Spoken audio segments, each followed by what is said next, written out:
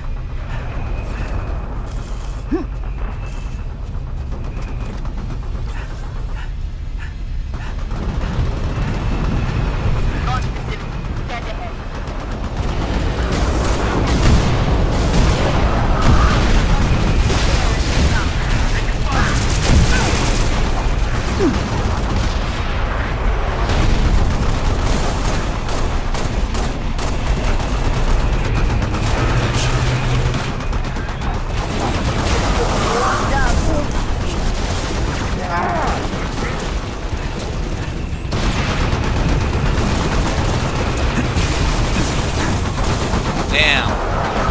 Motherfucker stole my kill. That's right, bitch. Fucking. Fuck. Sons of fucking bitches.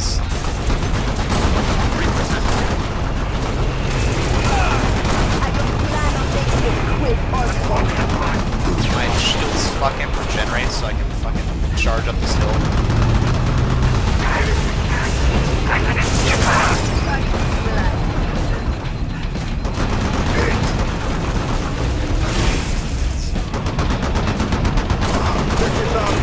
More hostiles in the rocks to the south.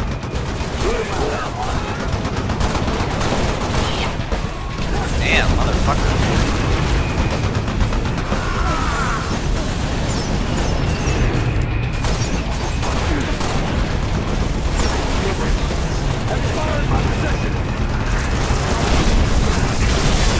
Oh, this was a mistake. This was a mistake.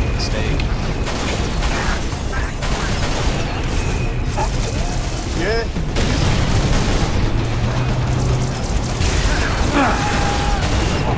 Damn it, motherfucker. Payback time.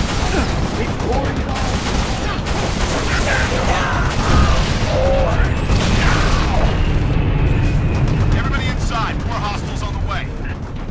Inside, 6, let's go. Spartans coming in! Watch your fire! Flight control's this way. They're expecting you. Your mom is expecting Still you. can't believe Holland said yes. Well, some plans are too good to say no. Let's get that Saber airborne before he changes his mind. Controls right through that door, Commander.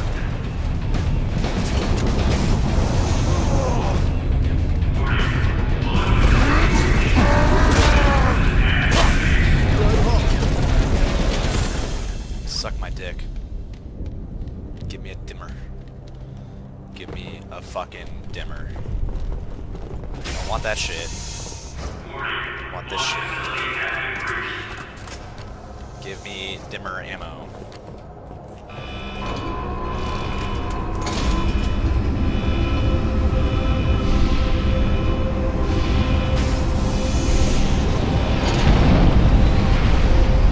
Launch team.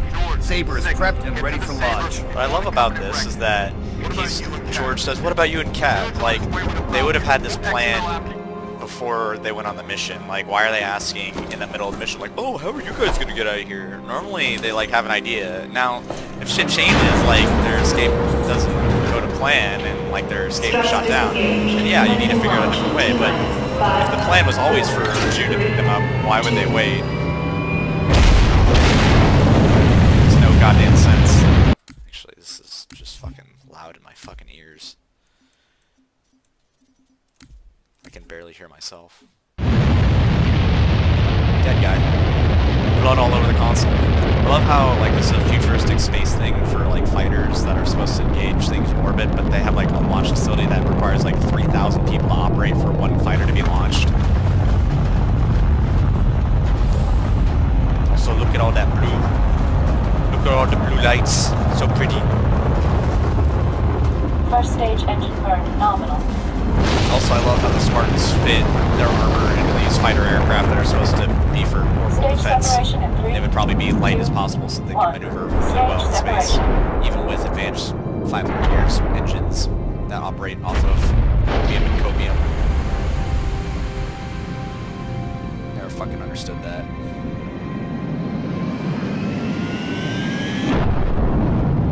Second stage ignition confirmed. Look, we all have fire. Reminds me of my home when it was on fire last year. Not my actual home, but like Oregon. Look at the auroras. That's definitely what it looks like in space when you're in space. And then the shit's just floating right there. Alright. About to get Noble fucking Actual to Saber wrecked. Bravo 029er. Over. Copy, actual. Colonel Holland. Affirmative, Noble 5. Welcome to Operation Upper. I hate this part because I'll be your control from here the on first out. couple waves are easy. And Understood, they send Colonel. 5 Level 6, quad these Sabres have been brilliant customized for orbital fucking defense. guys at you at the may same need time. to get reacquainted. So I'm just gonna Rendezvous at hide. Anchor 9 with frigate Savannah I'm just and gonna the hide other behind Sabres Anchor as soon 9. as you're ready. Freaking Oh, now. launch missiles at them. No, I want to dock. Let me dock. Would stick out. Yeah, just hide back here. Because they don't really come back here. You can just hide. Multiple unidentified contacts. Savannah Actual to Sabre teams. Be advised, we have bogies inbound. Anchor 9 to all UNSC ships. Station defenses Hide are down. Requesting right here. combat support until we can bring them back online. Hide in between Here we these go, because they 6. can't really Show get them what you. you can do. That's the strap for legendary bros. Hose and bros.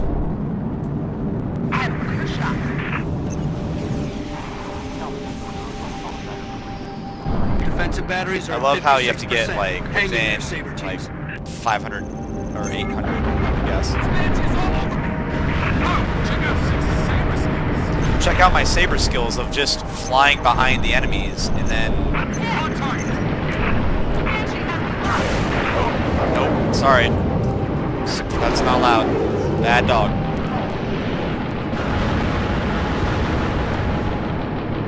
Bad dog.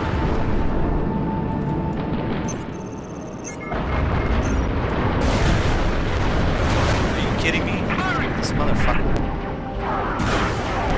Where are you, bitch? That's right. Boom.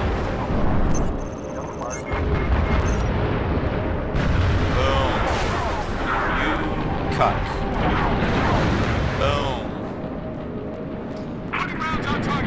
Putting rounds on target. Oh my god. It would be saying like Fox 2 and Fox 3 and shit, not putting rounds on target.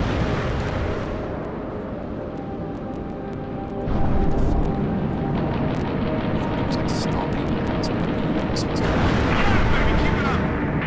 Anchor 9 are to UNSC ships. Impulse drive signatures detected. Fighter class. Heads up, Sabres. Alright, little bitches. Saber teams, use your guns to take down their shields, then hit them with your missiles.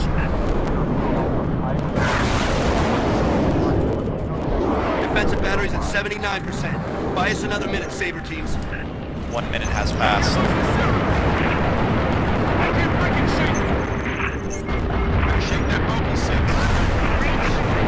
Shake the bogey for me. Why don't you be a good fucking wingman and actually cover me as opposed to just like, let me get shot to death by fucking retards. I also love how the guns will like aim a little bit. I actually don't know if, oh shit. Oh, that was fucking stupid of me. I'll just freaking tear him to shreds.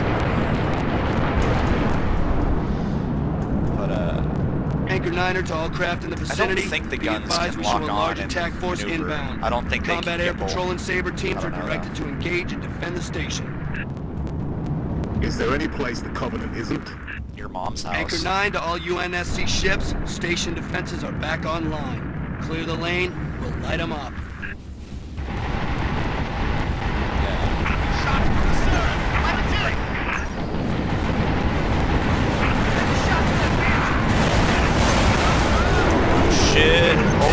Wow. See what I mean? It is just fucking instant. It's just fucking instant. Instant pop into existence. Everyone fires at you as they come out of hyperspace. Is there or any whatever. place the Covenant isn't? Anchor 9 That's to why all you hide back UNSC here. ships. Station defenses are Because back there online. is no Clear fucking the way lane. We'll light them up. that you can survive.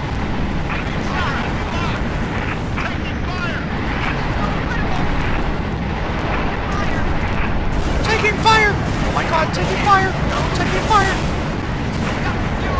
Oh no! Wow, that was dumb of me. That was... Fire for effect! Over. Except they would just say fire for effect out. They wouldn't say over. Is there any place the Covenant isn't? Anchor 9 I just to all love how they have like UNSC debris ships. that's just Station spinning and defenses are floating back freely. online. Like, Clear the lane. We'll light 'em yeah, up. that definitely...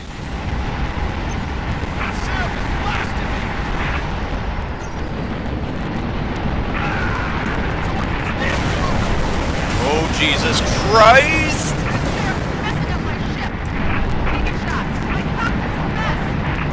My cockpit's a mess. Yeah, he's dead. All the everyone dies, by the way, at this part.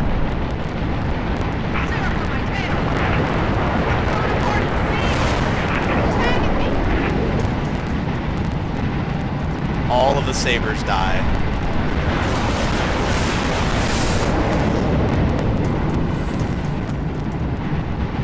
I think I have to destroy the Banshees before I can destroy the Seraphs because there's so many of them. Oh, Jesus.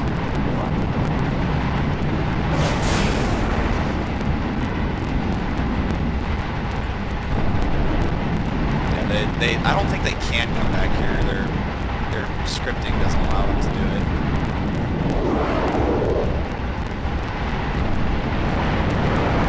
Boom.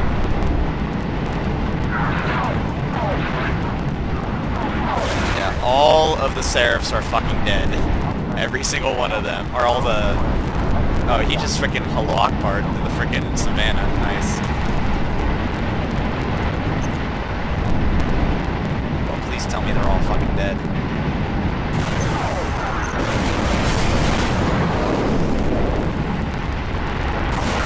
No! No! God damn it!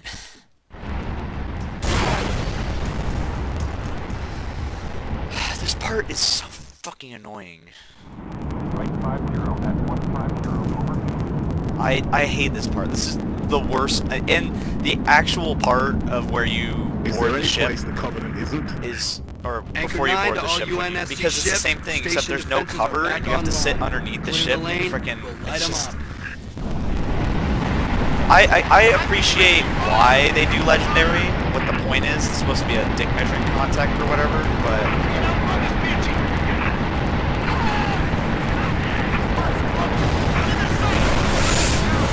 Did you see, like, 4 of them shot at me at the same time? Jesus.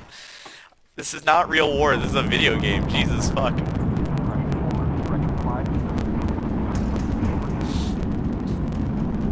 It's supposed to be Is there any fun. place the Covenant isn't? It's not supposed to be like real war. Anchor with the 9 to all PTSD. UNSC ships. Station defenses are back Sadness. online. Clear the lane. We'll light them up. Oh, God. I am being stupid again. You need to be really fucking careful when you're shooting.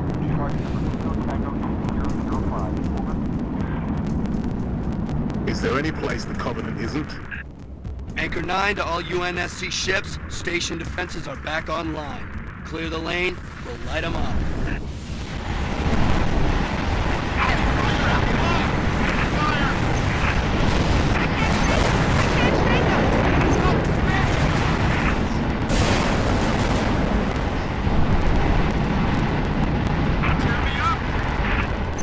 Yeah, you're gonna die.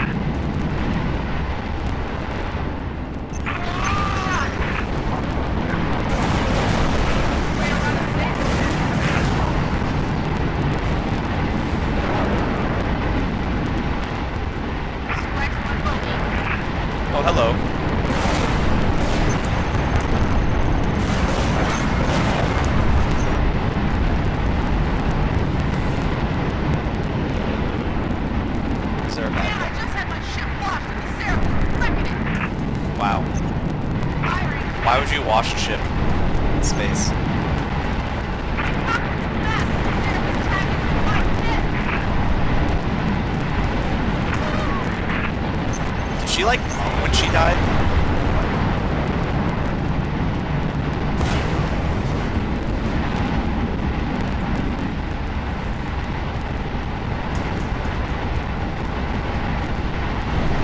Yeah, I am.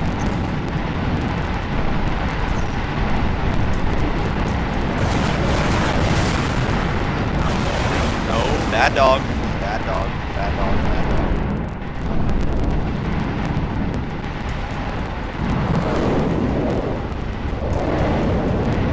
What are you doing back here, bud?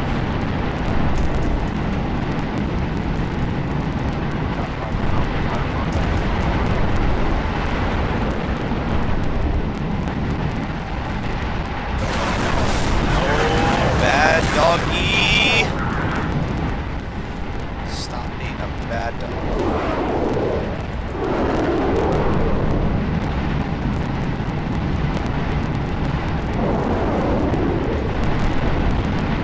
Anchor 9 to Saber teams. Phantoms are inbound on Vector 7, Mark 49.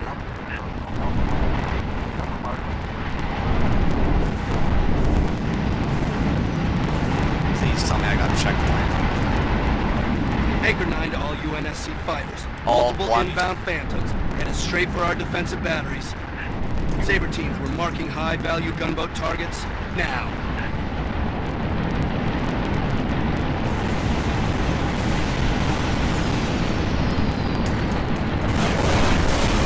Oh, Jesus, no! Ah, fuck. I swear to God, if it takes me all the way back. Thank Christ. I would... Oh, jeez. I hate this mission on Legendary. It's so much more fun on the other ones, but on this it's just fucking bullshit. Gunboats are in position. Damage control teams at the ready. Torpedoes incoming. Yeah, get over it. Collision alarm. Yeah, all the sabers are dead, so you're just gonna have to deal with it, bud.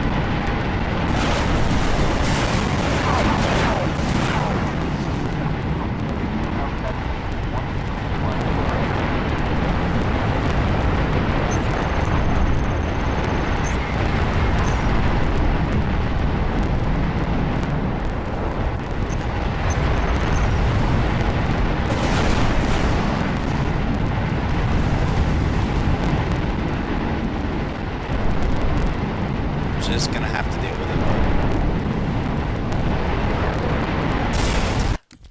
Oh, you gotta be fucking kidding me. Fuck this shit.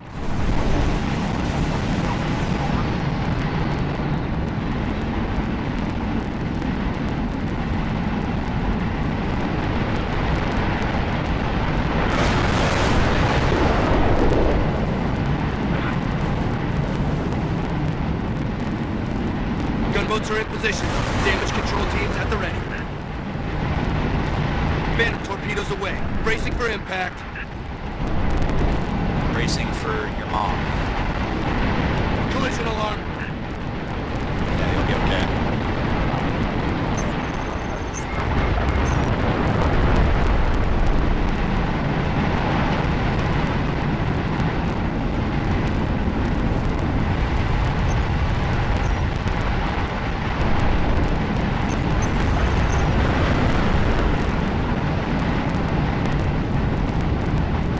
Also, taking these Phantoms was fucking annoying too.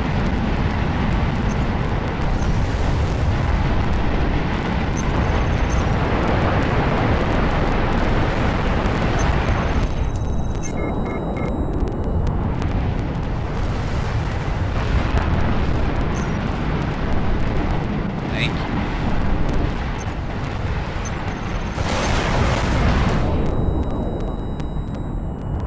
Why would you have on the inside?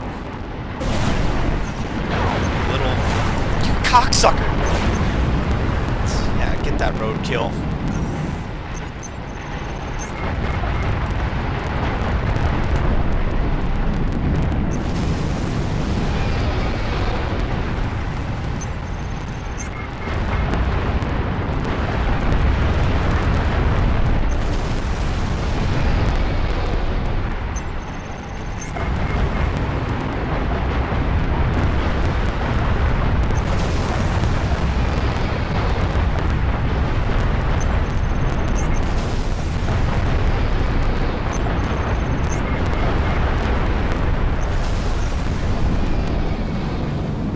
you guys are okay. Anchor 9er to UNSC ships. All targets neutralized. Bravo 029er, you are clear to dock. Activating marker. Holland to Bravo 029er. Noble 5, you ready to go? Affirmative, Colonel. No, I'm not ready. I need to pee. I'm out here, 6. Warning. M-spec re-entry. Alright. Fuck this. Frigate Savannah in position. Saber team, sound off. Echo 1, all systems nominal. Echo 2, good to go. Echo 3, systems good. Echo 4, all systems online. Solid copy. We are currently jamming the Corvette's comms. Hit it hard while it can't call for help. Agreed. Saber teams, clear a path to that Corvette.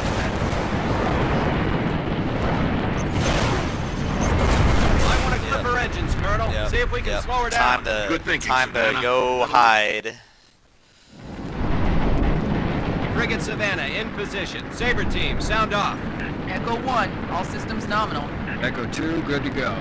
Echo 3, systems good. Echo 4, all systems online. It'd be really Solid cool copy. if We are they... currently jamming the Corvette's comms. Hit it hard while it can't call for help. I'm fucking dead. Already. Saber teams, clear a path to that Corvette.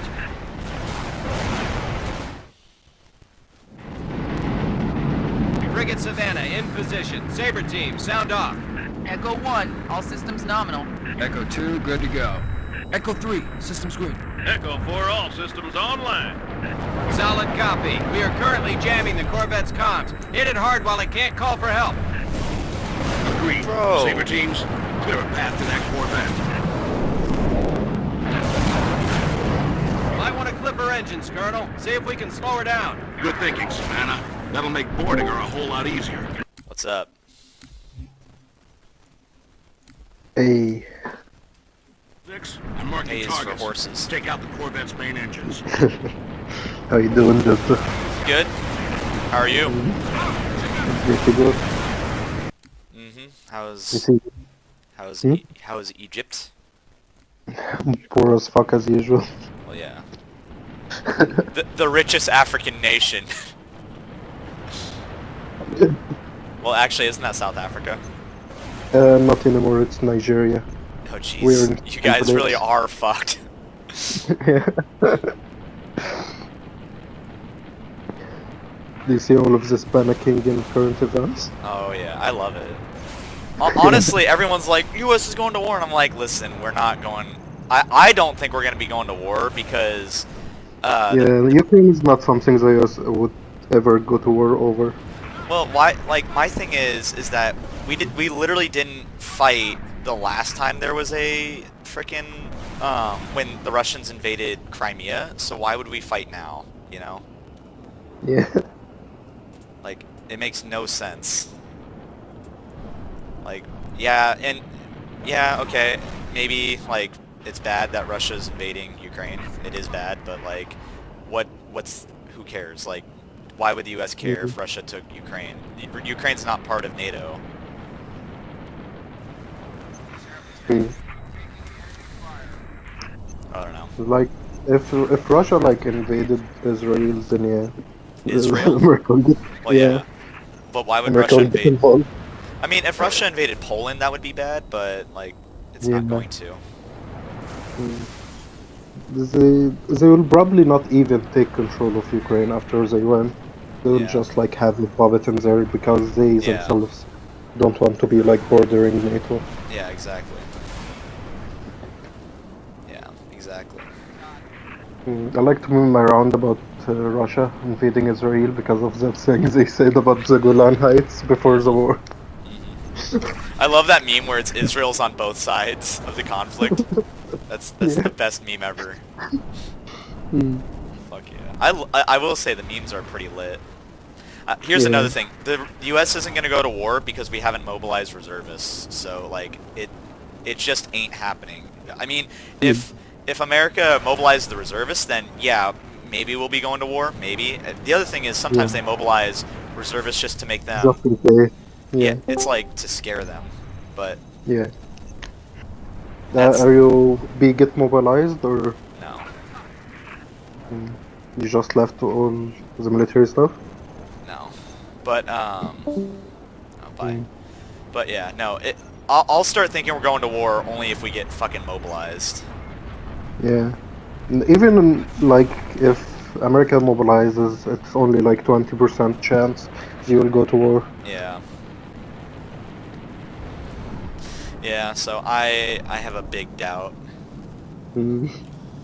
But I like to scare a lot of like American Zoomers that they're gonna get fucking Oh, they're not gonna draft people. Fuck that. Yeah, I mean, draft. to be honest, they wouldn't draft people anyways, because like people are so fucking like. It's really pathetic how weak most, not just Americans, like people in general nowadays, how weak they are. The new generation, yeah, they are very Yeah, like they'll soft. say, oh, like even Russians, like even Russian Yeah, Zoomers are like, especially Russians. The Russian Zoomers are so fucking bad. yeah. Have you seen like these videos in Moscow where are they are like fucking my shoes cost like fucking 5,000. I have an iPhone. Yeah. Yeah, I don't know. I just nobody really wants to fight because everyone has fucking weak countries. Everyone is just weak as fuck. So it just ain't fucking happening, bro. Even in Egypt, like all of the generations that missed both of these revolutions, they wouldn't be able to fight a fucking ant. Yeah.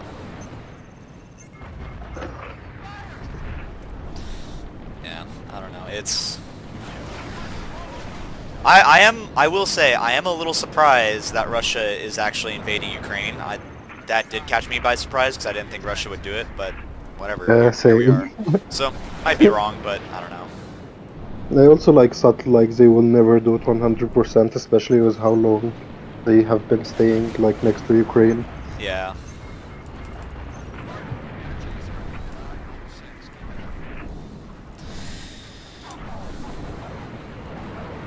Is there a question now like when will Ukraine give up? I don't know.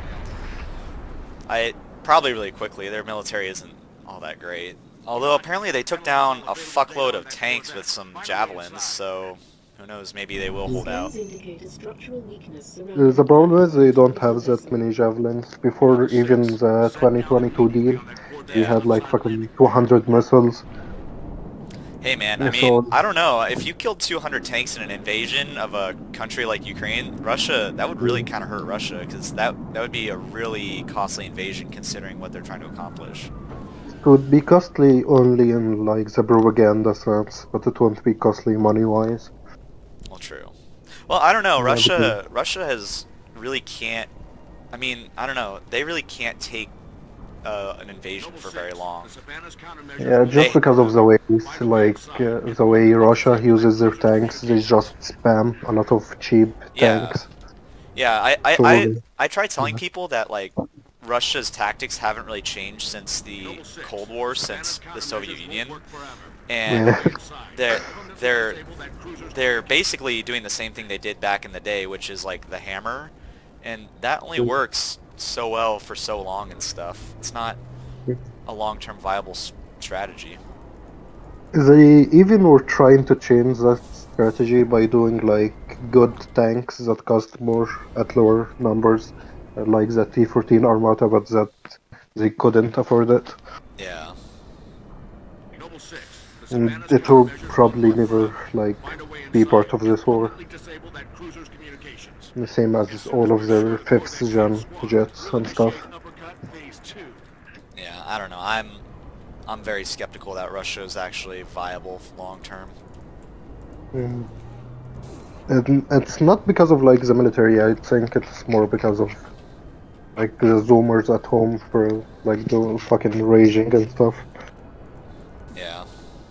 But like the way Russia's going at it right now, they are going very slow and not like trying to rush it at all. Yeah. So they're not losing that much. They basically even didn't use their air force at all because they know Ukraine has a lot of Russian air defenses and they know their shit is good.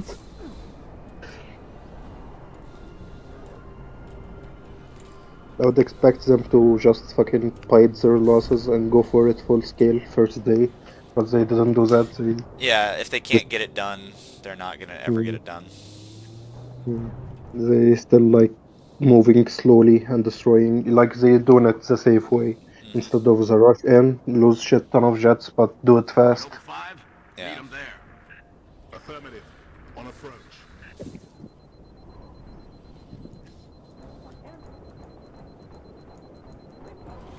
Who knows? I don't know. It's hard to tell what Russia will do because they're such a... I mean, you know, they do have to basically take Ukraine. They can't, or they have to keep Ukraine in their sphere. They can't allow Ukraine to join NATO. Yeah. So, I mean, you only, with geopolitics, you go based on what they need to do, not based on what, like, they feel, because, like, geopolitics it's rational, quote-unquote, but I mean, it's not really rational, but it is, like, they act irrationally rational, if that makes sense. Yeah. You just need to see what they have to do to survive Yeah, and base it off of that. exactly. But- That's the issue. But you can't really tell what they wanna do because, you know, maybe it's just some crazy guy doing some crazy shit. Yeah. Not.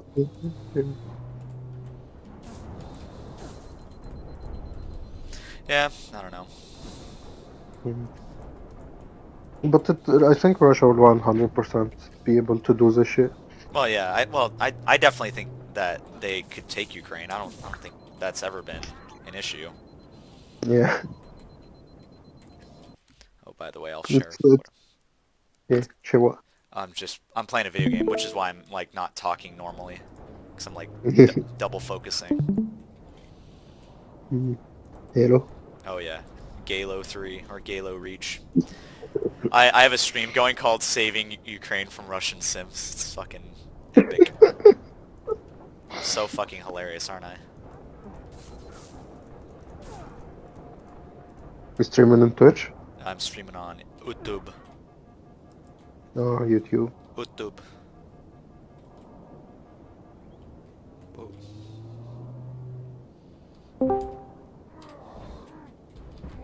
Boom. Walaikum. Assalamu alaikum. Go for those shields. Hey, guys. I need in. Yo, how are you guys? I'm good. I'm saving Ukraine from Russian Simps right now.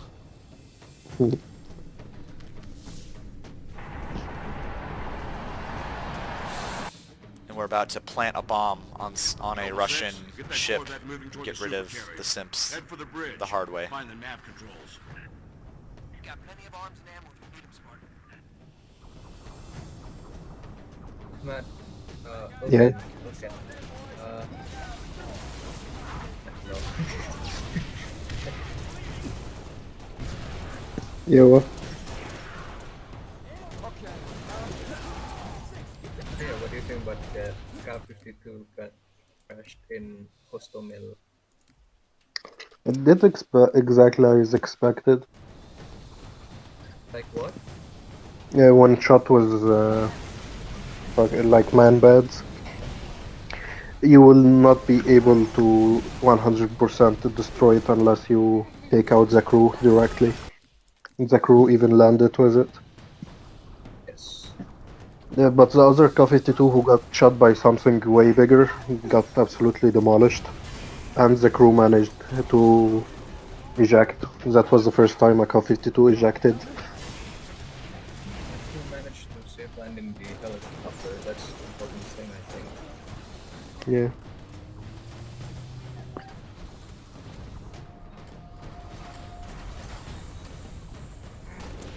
Savannah to Holland, sustaining major structural damage. We need to break off, Colonel. Copy, Savannah. Our team is in.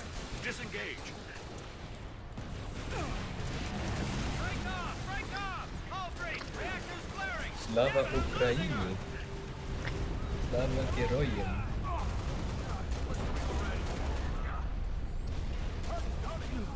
Anyway, Elkan, this war would be a great Copy, topic Savannah. for Our my team is in. thesis Disengage. in my university. And what's your thesis? Major homosexual agenda? Break off! Break off! Yes, saving homosexuality in Ukraine, I'm losing her! the liberalism ideals.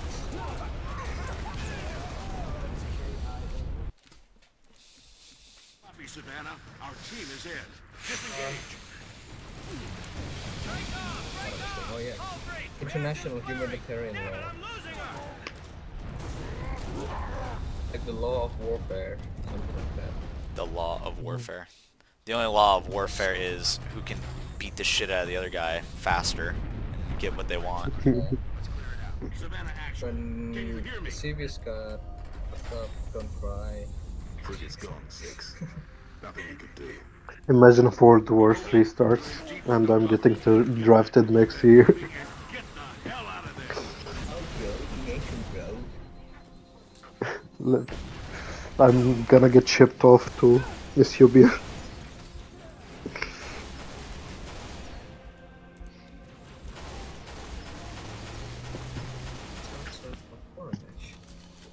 I also need to finish my military studies this year to be able to graduate.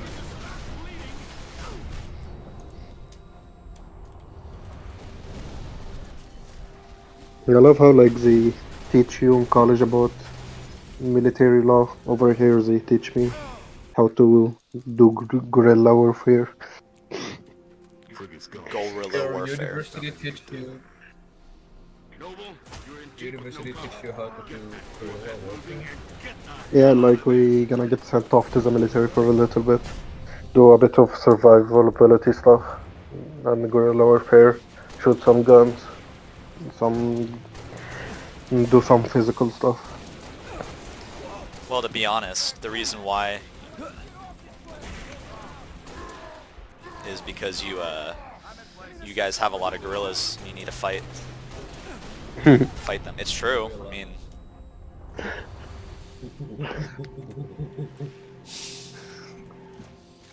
it's sad but true.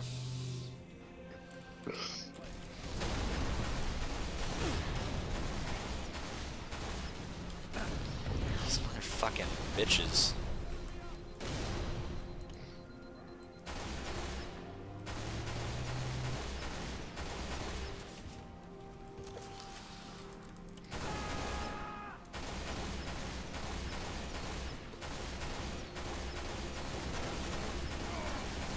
Moving around like a fucking ape. Taking out the gorillas. Taking out the yellow people. Oh wait, black people. Oh wait, what? Racism isn't funny, man. It's goddamn man. hilarious. It's funny, in America, a lot of people get triggered by racism, and it's like, racism is funny because we know it's bad. But by the way, Delta, can the stream hear Discord or The what? Ken is Like- racist, right? Okay. the YouTube stream hear Discord, or you're not streaming on YouTube? Yeah, I am. Mm-hmm. Might take a minute, but... Well done, Noble 6. Uppercut initiated. Corvette is underway. 6. Our right out of here is taking heavy fire. Get back to the hangar. I'm gonna go down, finish some business at the bank. I'll be back. See you, boys. See ya. I think I'm going to sleep. It's 1 AM right now. It's noon where I am. Bye. Bye-bye.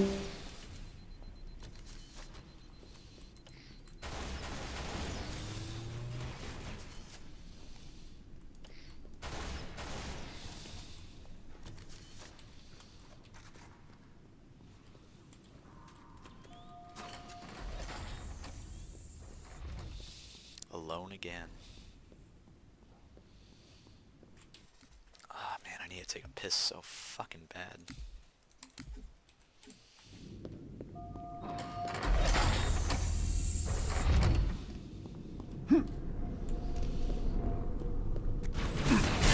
At your earliest convenience, Noble 6.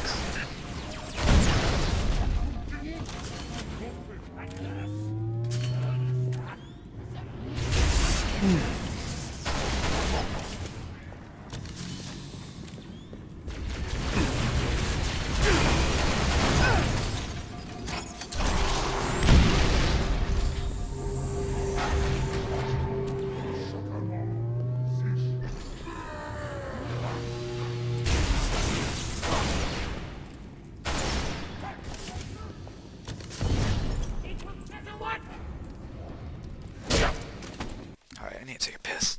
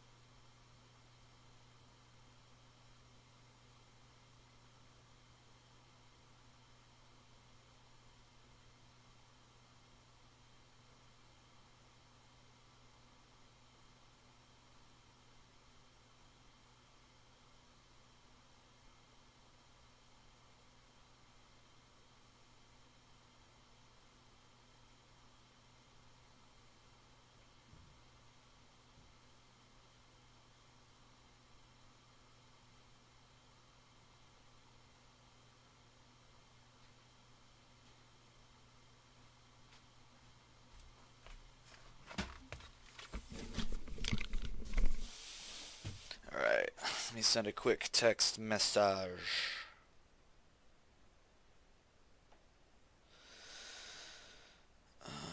Sigma males only. Let's text Bree.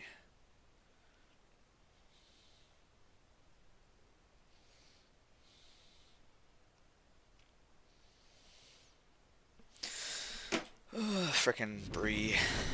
Third mom.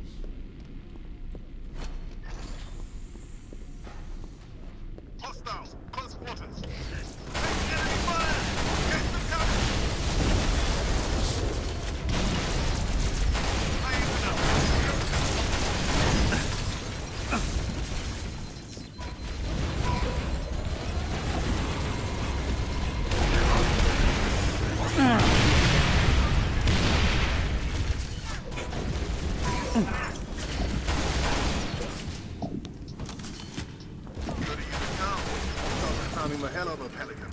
I love how it changes from,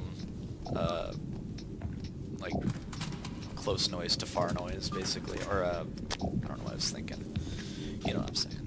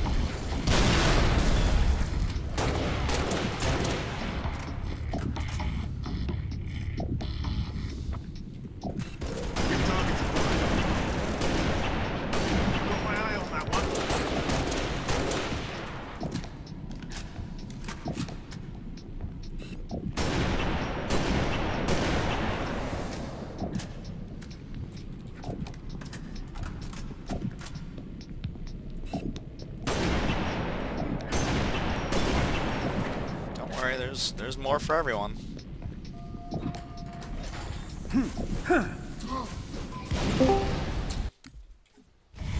Hello. Yo yo. I have never actually used this voice thing before. Is it working? Yeah, I hear you.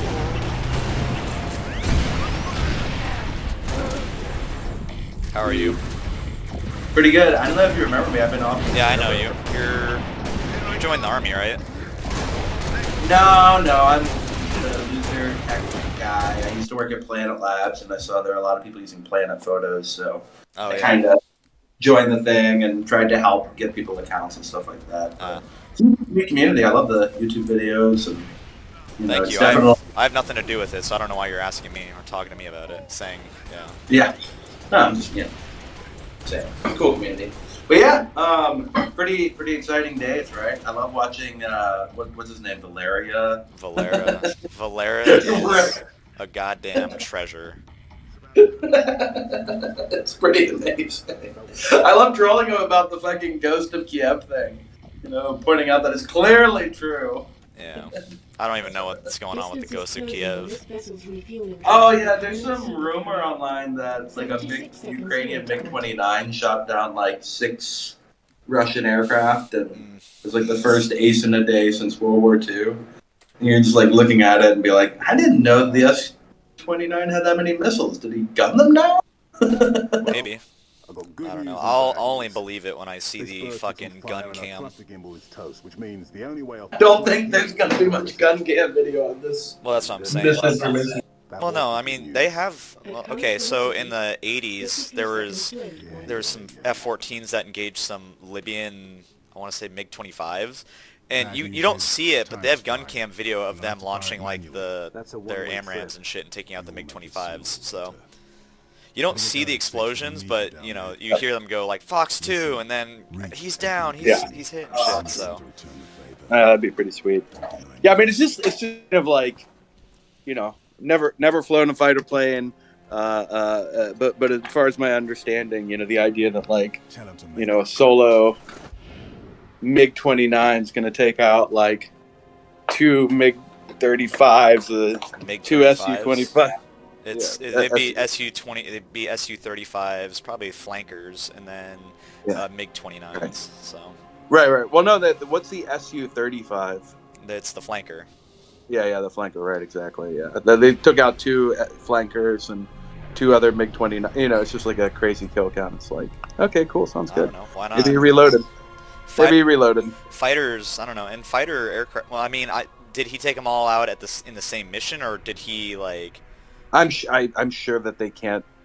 I'm sure they can't be implying that. Because they can be aloft for quite a while, but they can't. If they're doing maneuvers, they can only fly for like a couple, like maybe 30 minutes. Especially if they're doing like Mach. If they're going Mach and shit, high G turns and shit. They can't really hang out for a long. Yeah, so they're saying shot down 2 Su-35s. 1 Su-27, another MiG-29, and then 2 Frogfoots. Yeah, the ground attack. That's like whatever, 25 or whatever. Yeah, the Su-25.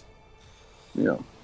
I mean, I guess it's possible, right? Well, I mean, the Frogfoots are basically sitting ducks if he takes out their guard, their that's cap, true. Basically. Yeah. Because they can't. They're ground attack. They can't maneuver. They can't really fight fighters. They're not designed to do that, so. Yeah. It's not like in Battlefield where the A-10 and the Frogfoot can like dogfight each other. No, that would never fucking happen. Right. that would be an awesome. And while we're at it, some Japanese Zeros might as well jump in there. I mean, honestly, the Zero might take down an A-10 if he got a lucky shot and put a round through the cockpit or something, or blew the engines up. I assume it's one of those things where like it can turn way tighter. The Zero, yeah. So the funny thing is the A-10, it has a turbofan, and so it can fly. It's really fuel efficient, but it can fly decently fast, but it's not really designed to turn very well. And it's funny. Right. So the U.S. is actually experimenting with going back to propeller aircraft as ground attack aircraft because prop aircraft can turn. They can fly way tighter and way faster or they can turn tighter at slower slower speeds. So like when I was in 29 Palms, they were testing Tucana aircraft, the Marine Corps was, and those motherfuckers, they would like buzz over your head like literally like 30 feet above the ground, and they would be doing these like insane maneuvers. Like it was fucking insane. Those guys were fucking crazy, and then they go and like do a little gun run or whatever and drop some bombs. Yeah, I mean, it seems reasonable. I think if I, my putting my amateur cap on, if I was like in an A-10 and I had to fight Zeros, probably the winning move is just to like never pull up and just run away. Yeah. Because like there's no way you know, if you just keep on pointing down, that's gonna be able to keep up with it. Yeah. So even it's gonna probably get behind you, but by the time it was, you could be away. I think that's how that would work. Yeah. I mean, it's not like you're gonna go like supersonic in an A10, although it'd be fun to try. Yeah. But yeah, no, it's there was this like this crazy they were talking about like this hardcore history thing about, you know, like World War II aircraft, and you know how there's a bit of a rock paper scissors thing, and I think the problem with like a Zero versus A10 is you're right, you'd have to like shoot them through the window or something like that. Yeah, because the A10 has, I mean, people, I don't know where the meme is that like the A10 would get just wrecked by modern ground, like, or modern anti-aircraft systems. It's like the A10 was literally designed so that like you can't shoot it down with a gun because it has the it's so freaking robust in how it's designed. And then we have modern like jamming pods and shit in systems that make it so that like missile launches are really hard to track. So like I don't know why they say like the A10 would just get wrecked by modern anti-aircraft. It's just not true. It's kind of a flying tank, and the only reason why they want to update by anti-aircraft they mean like Panzer and S-400 like that. Yeah. You know. Yeah, I kind of agree with you there. I don't know about against S-400, but it seems like, yeah, I don't know what would happen if it got hit by like traditional flak. I'm pretty sure it would be fine with, but yeah. I kind of. Well, the Panzer, it only has a gun for close for when it, like, the Panzer is really only designed, the gun is designed to take out helicopters, really. That's really all it's designed for. It's the same with like the most of the US, like the US air defense stuff, like there's an LAV that has an air defense variant. It's really only for anti-helicopter, it's not really supposed to take out aircraft. Oh, dude, are you watching this thing? No, I'm playing Galo Reach right now. Oh, cool. Someone just linked driver near Kharkiv escaping an MLRS rocket bombardment.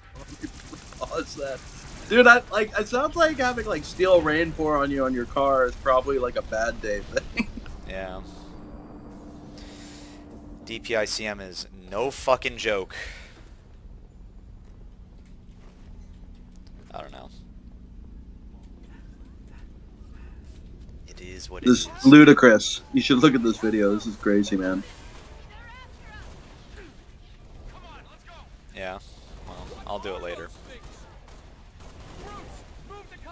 Well, he should be happy it wasn't thermobaric. Yeah, thermobaric freaking wrecks. I'm actually really happy when we haven't seen like kind of that general general artillery deployed against them. I mean, it could have been pretty bad pretty quickly. Yeah. All right, well, I'm done enough harassing you. Good chatting with you, Delta Sword. Enjoy your vid games. You're going to mute. See ya.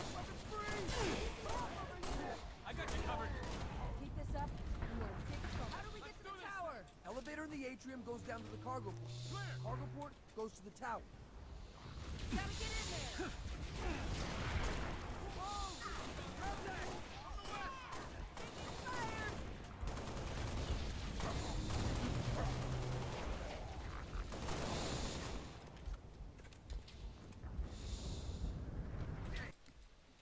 Let's move in and find that elevator.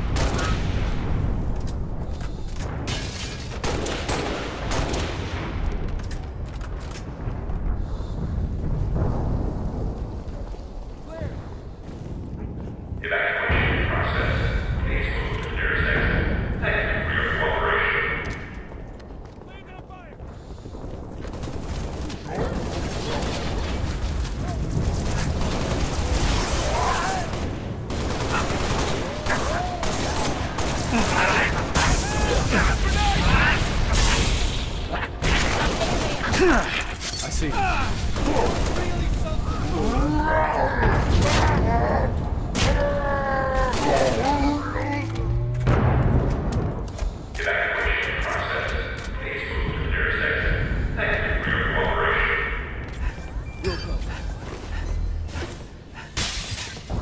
What the hell's taking this thing so long? We're evacuating a group of civilians on the floor below you. As soon as they reach the cargo port, I'll send the elevator back up. Okay, everyone find some cover. Stay sharp. We need to hold this position. Drop ships! Deploying to the courtyards! Watch your flanks!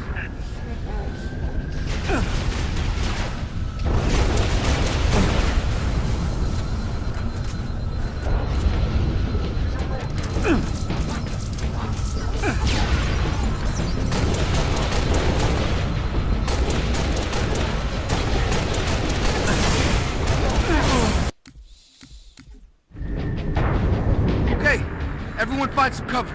Stay sharp. We need to hold this position. Drop ships! Deploying to the courtyards! Watch your flanks!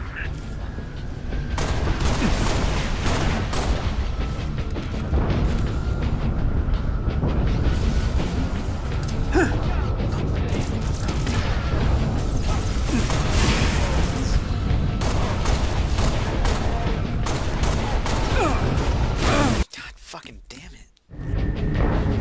Okay, everyone find some cover. Stay sharp. We need to hold this position. Drop ships! Deploying to the courtyards! Watch your flanks!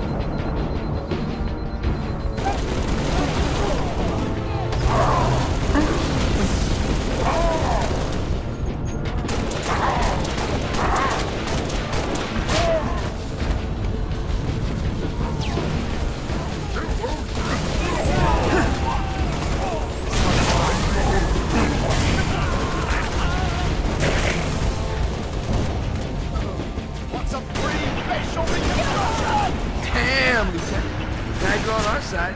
Let's hop that elevator and get to the tower.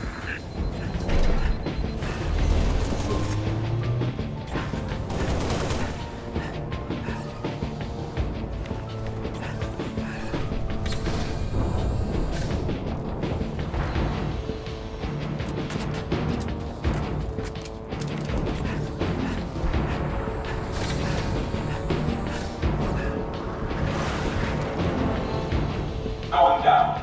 Cargo port and Praxis Tower. Can get some water.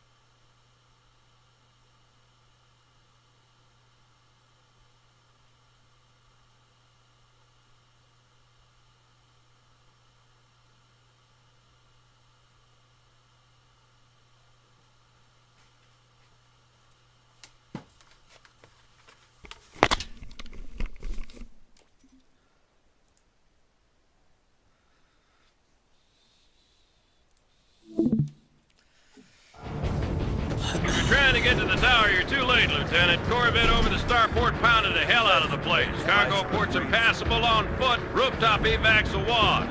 We could use the executive landing pad, except there's no easy way to get there.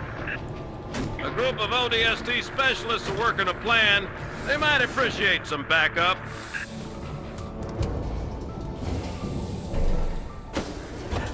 Other side of the hall there, Lieutenant. Right through triage. I'm in position. Heads up! Nancy! Fair enough. Not a tango in sight.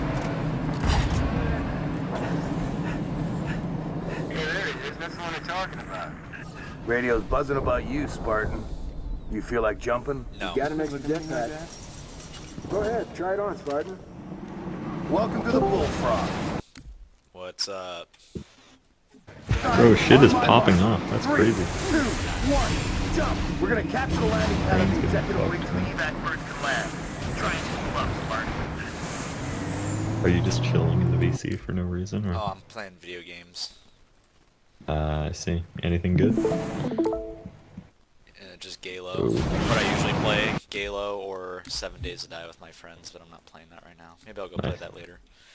Just chilling. Yeah, I'm just watching videos of people dying in Ukraine. Good.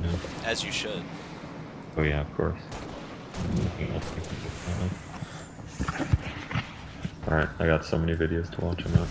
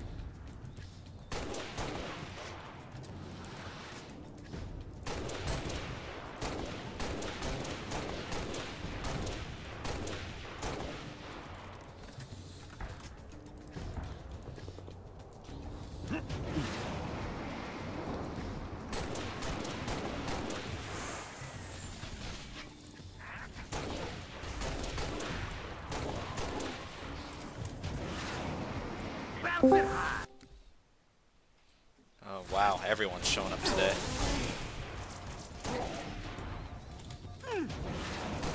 Hey.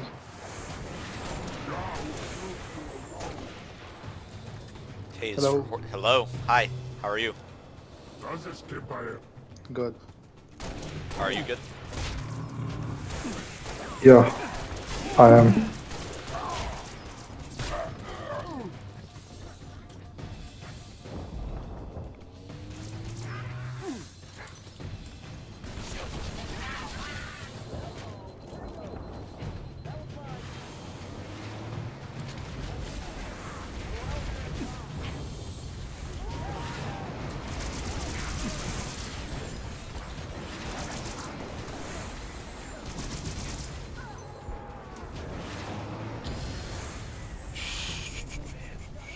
Is this like Modern Warfare?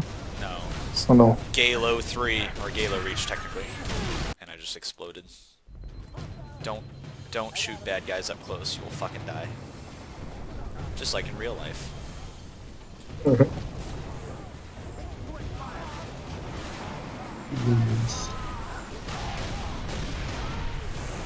This is what it's like in warfare in real life. This is actually video footage of Ukraine right now.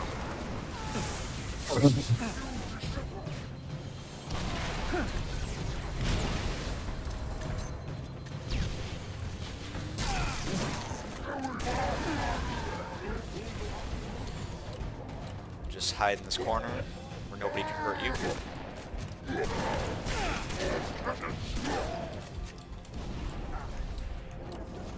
How long do you think it will last, this whole war thing? I don't know. Could be... I mean, that's the thing.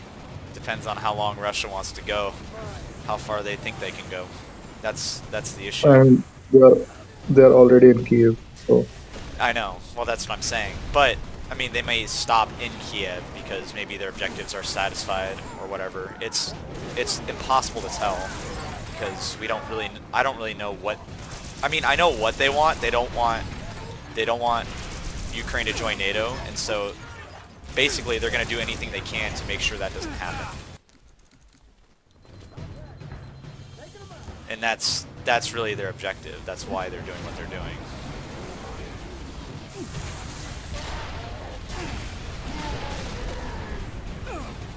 So, who knows? They may stop, like I said, they may stop in Kiev because, hey, they bullied Ukraine enough. They pounded the shit out of it.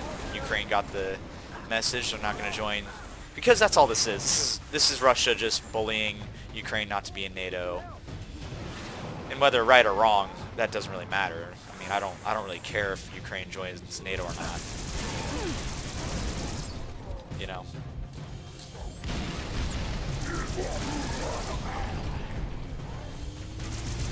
Are you like American?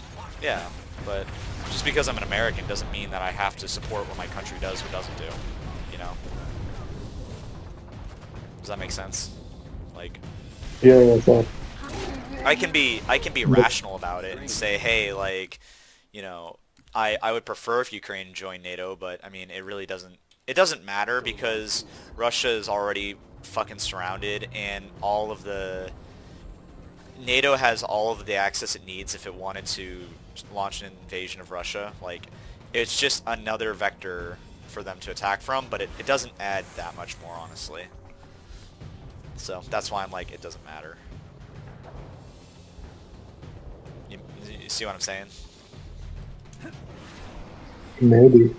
I mean, like, America definitely wants Ukraine in NATO because it adds another thing, but I don't know. I think NATO has Russia already fully surrounded, so I don't see what the point is. I don't see how that adds any additional benefits. Head up to the roof level, Spartan. There's the pad. East end of that tower. Other side, other side. Entrance is on the other side. So, I don't know. This is just all about making sure that Russia gets its objectives fulfilled and doesn't get too fucked by NATO being surrounding it.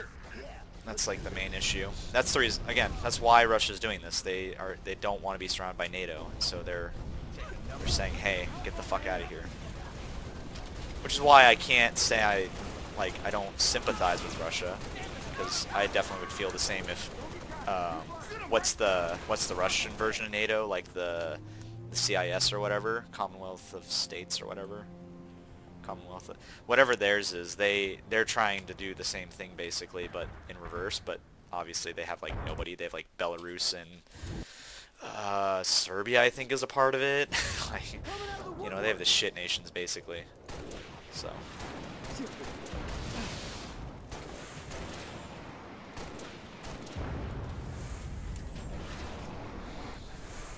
I don't know. Geopolitics isn't complicated. It's just, my dad said it best. It's a school playground. It's just whoever can be the biggest bully is who gets to control everything. Yeah, it's a simple saying, like small, like guys. What? I only heard. Burp, burp, burp, burp, burp. It sounds like you. It sounds like you're talking about Cup Man. I don't know.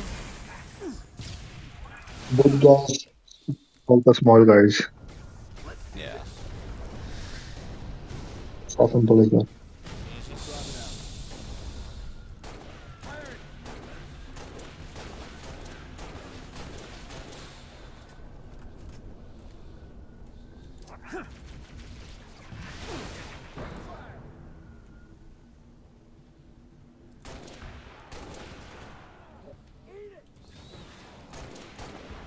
What does my accent sounds like? What does your mic sound like? It sounds terrible. I can barely understand you. Just a second, I'll be back. Okay.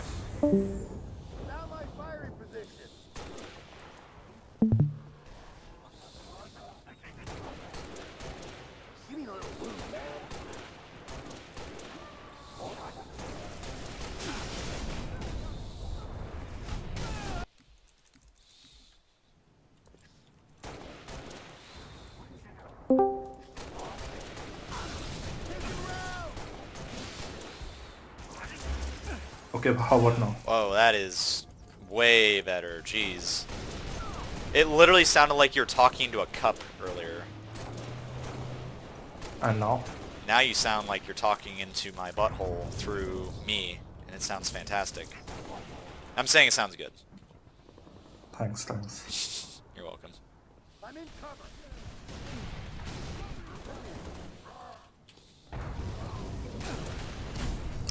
So do you think like Russia can be invaded easily by NATO? Oh yeah, definitely. I mean, like I said, we already basically have them surrounded. Like, what angle could NATO? What angle couldn't NATO attack from? Like, we could attack them from the Baltic states because we have Estonia and basically Finland is de facto in NATO at this point. And so is Sweden. And honestly, I would not be surprised if they literally join NATO soon. Like I said, they're pretty much de facto in. We could invade from like Poland in that part because and like go through. Like, here's the thing with Eastern Europe is that it's super flat. So like there's like it's really hard to stop an invasion.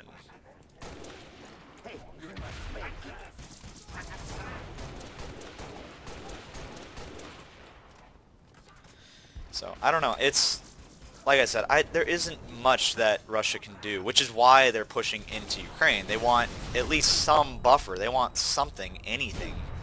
They're tired of just getting, you know, surrounded by NATO.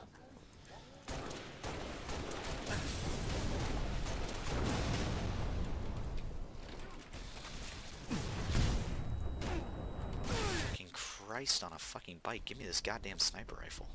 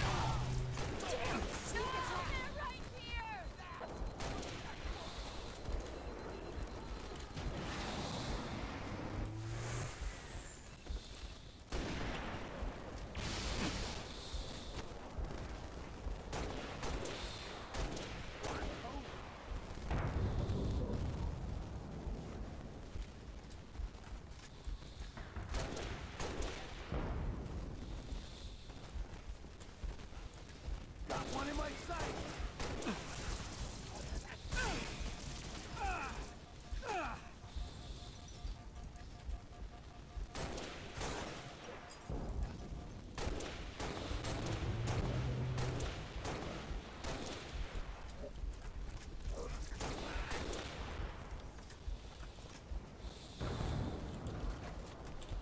All right. Damn thing got into cover. Is there any more health packs around here? I need a health pack. Nope. I'm just gonna go fuck myself, I guess. Easy down.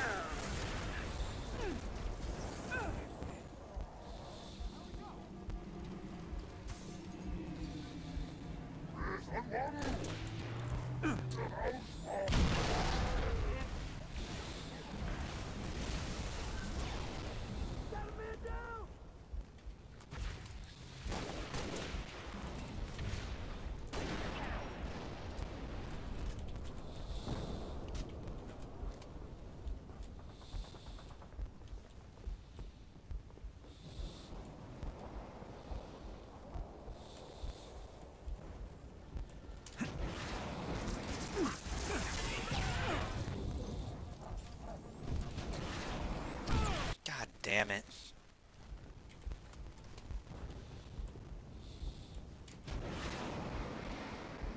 Nice arc.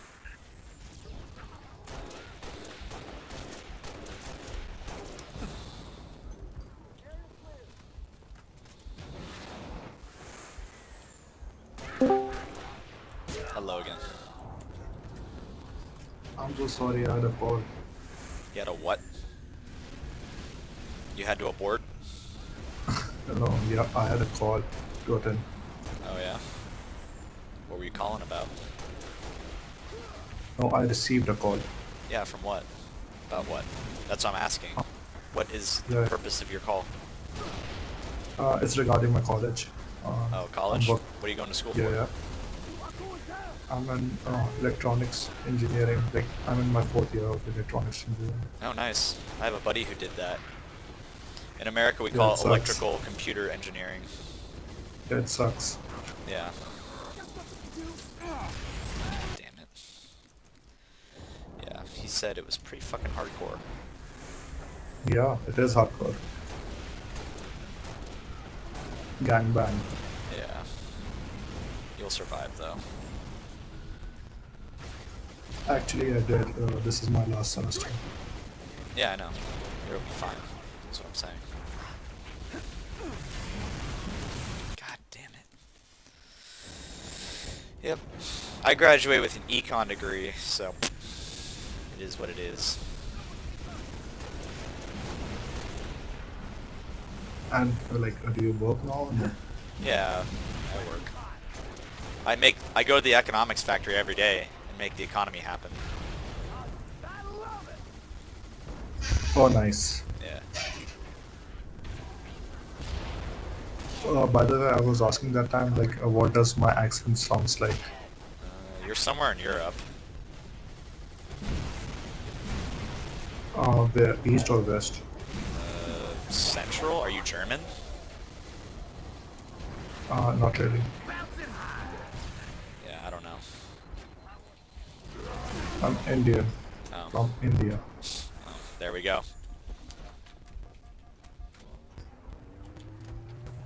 Like, oh, were you like lying or something? Like, No, I'm dead you serious. I honestly didn't know.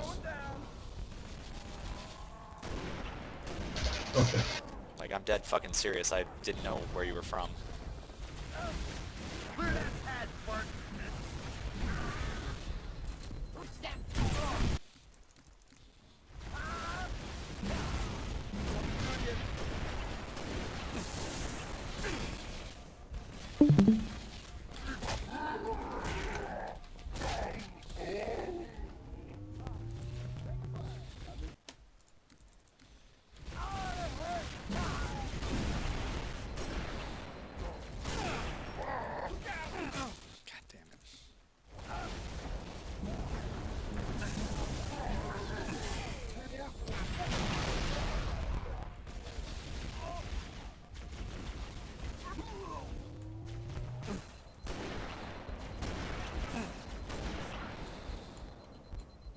Clear that pad, Spartan.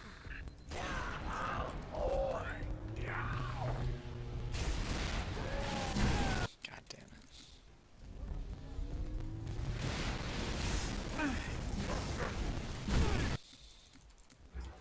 it.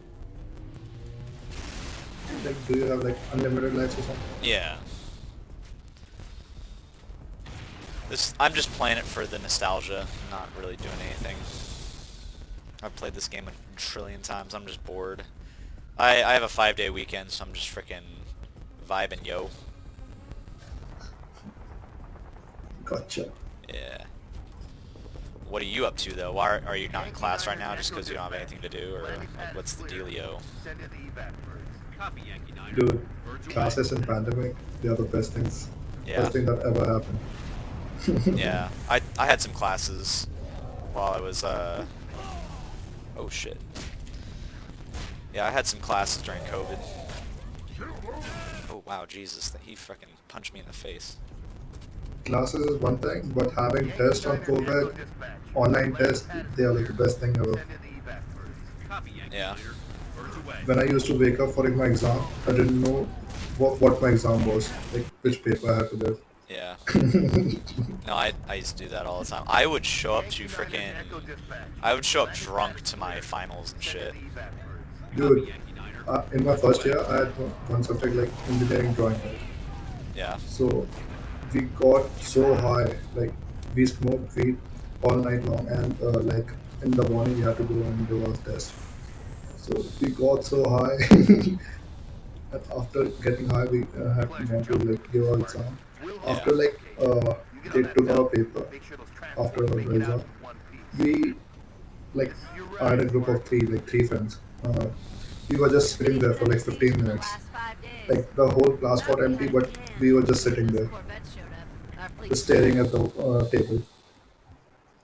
It was so high. Yeah, I showed up. It was like a 100 level class, so it's like class freshman take. But I showed up and I was drunk. Like we had been drinking before, and my professor was like, "Are you drunk?" And I'm like, "Yeah." And he's like, "All right, very well." I freaking aced that final though. Like, I like most of my classes. I don't know why people say like college is hard, because like all the classes I took, even like the science shit that I had to do, wasn't that hard. And they'll say, "Oh, well, you didn't have to do the high level shit." And I did some high level shit for the sciences. No, actually, college was hard. It was a very basic course. That's why we probably passed in that course. Yeah. But in rest of our courses, like it was pretty hard. Yeah. Electronics is complicated, bro. Well, I'm sure the actual like, I don't know. Pulling back. Hell, we've all got orders to evacuate. Guess some of us just don't like leaving a job half finished. Like, what do you study in econ? Like, classical economics. We studied everything. Well, the thing is with econ is that Keynesianism and specifically modern monetary theory is like the hotness that everyone wants you to study. I think modern monetary theory is fucking bullshit, and that like when you actually question people about how it functions, they don't really know how it works. So yeah. Can you like suggest me a good resource to learn about macroeconomics on YouTube? Yeah, okay, I'm gonna tell you right now, anything macro econ related is fucking bullshit. Like, never believe, like, micro theory is solid because micro theory is testable. There's nothing testable about macro theory. Macro theory is like all, it's all like... It's related to demand and supply, right?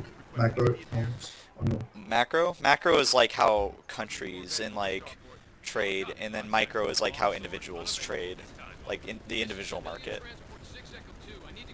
Okay. Like micro theory is testable because you can use game theory. Do you know what game theory is? Sure. Well, do you or not? That's what I'm asking.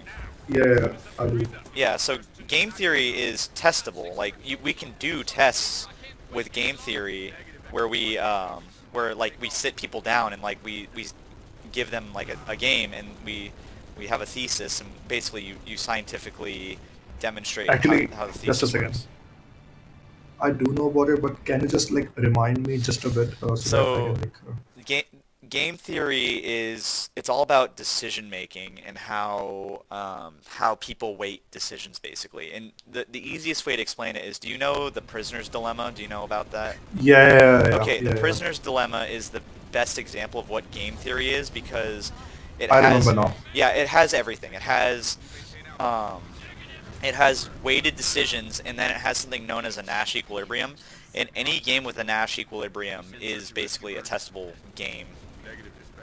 I think the best outcome of that is like both parties should rat the other guy out. That's how you demonstrate that it's a. Well, and that's how you test it, because when you test it, that's what happens. Everyone's like, well, I'm not going to trust my buddy. So, yeah.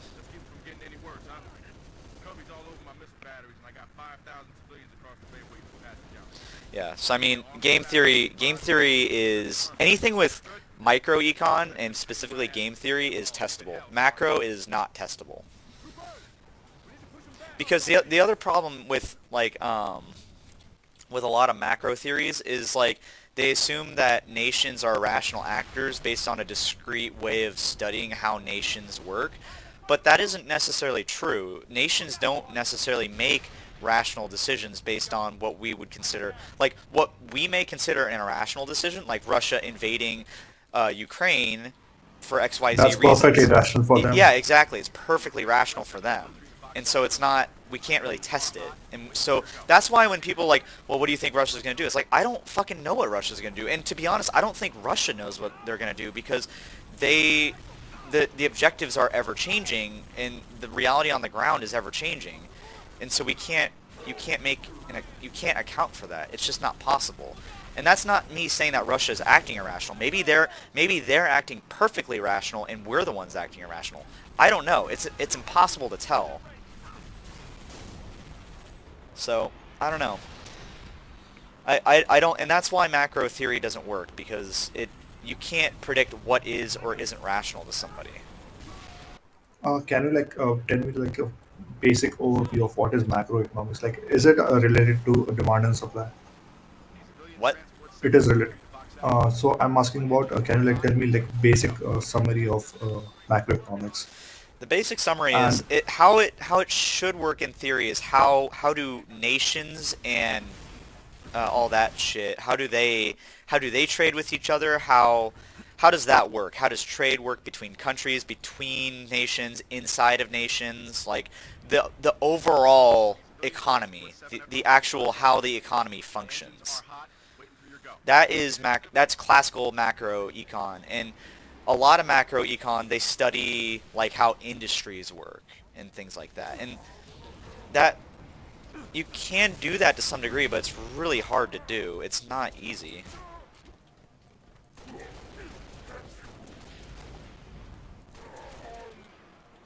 I don't know. I like, so for example, in Keynesianism, which is what modern monetary theory is based off, Keynesianism basically assumes that demand is what drives the economy, and therefore you need to push demand. Spending. Yeah, Spending. Yeah, exactly. Well, and consumption is what drives the economy, and that is true to some degree. But like supply is also important too, and so there in econ there's two main schools of thought. There's supply side economics. Yeah, there's classical economics, and then there's Keynesian. Yeah, Keynesianism, and then there's a couple others like Austrian.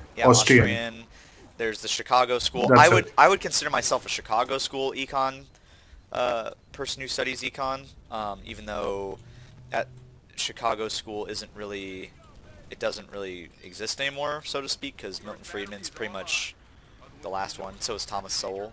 And I didn't really study Chicago economics at my school because my school was a modern monetary theory school. But I fucking hated it, and I fucking questioned them at every fucking turn.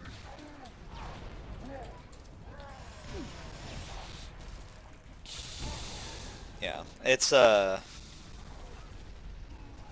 I'm gonna take this Wraith. Sorry, but yeah, I mean that's.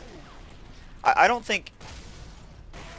Yeah, like I said, anything. So, for example, if you want to predict the commodity markets, yeah, can you apply your macroeconomic principles to it?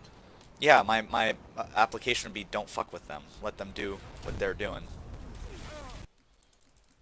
Like that's the thing, is that like a lot of econ nowadays assumes that you have to mess with the economy to make it work, whereas I don't think where even classical economics they assume that, like, for example, government is important in ensuring that the market functions, basically, and I don't think that's necessarily true.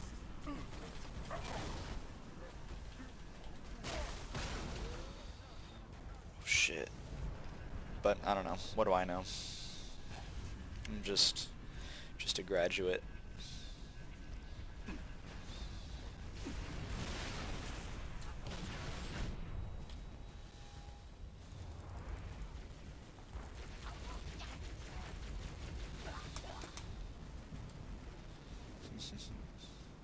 But yeah, I don't know.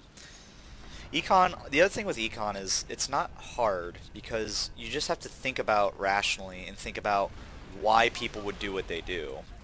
It's a very there's logical. Well, yeah, but there's also in econ there's a couple different ways of studying econ. There's the classical way, which is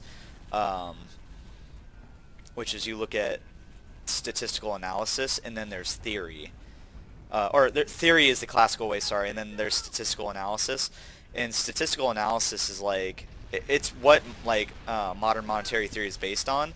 But the problem with statistical analysis is it's not necessarily scientific per se, because it's how you interpret the data, basically, which is why I think there's all sorts of issues with modern monetary theory, because I think their interpretations are wrong,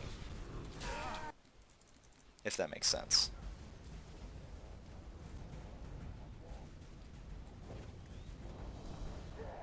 Maybe. Well, yeah, I mean, it always is maybe. That's the thing.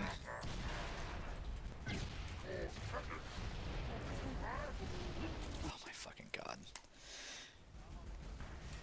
I always said in my classes that you could get an econ degree by literally just saying it depends with anything, because that literally is what econ is about. It depends. Maybe it does work that way, maybe it doesn't, who knows. God damn it. You know what? I'm mad. These fuckers are gonna die, yo.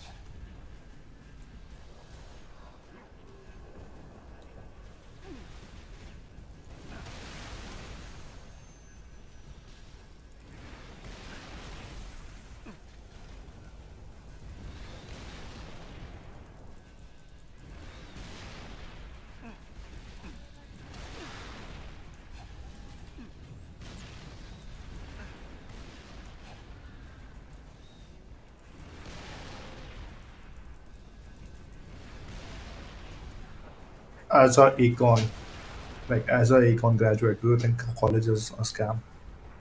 For the most part, I think. Well, I wouldn't say a scam. I don't think most people get the benefit that they're looking for, because the point of college is to increase your marketability in the market, in the job market, by giving you an edge, by saying I went to higher education and I did this stuff at at university, and so I basically am worthy of a higher pay because I'm more educated. But the problem is that most people actually don't benefit from that. They don't benefit from that additional, as we would say in econ, that marginal increase in whatever, if that makes sense. Of course, it makes sense. Yeah. And that's the thing in econ. It's all about the marginal.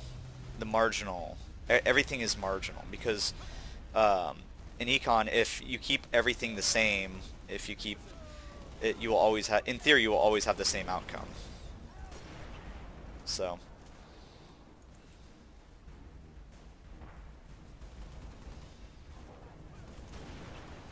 I don't know. Like I said, I don't think it's complicated, and it honestly surprises me that people think it's some crazy voodoo, like, oh, we need specialists who study this, and their job is literally to calculate things all day. And I'm like, I don't think we need people to necessarily calculate things, because econ by its very nature is a very analytical field of study. Like, it's all about just thinking logically and rationally about it, and just being dispassionate about it, which is, I think, the main problem. The reason why a lot of people struggle with it, because a lot of people they're pretty emotional about it, if that makes sense.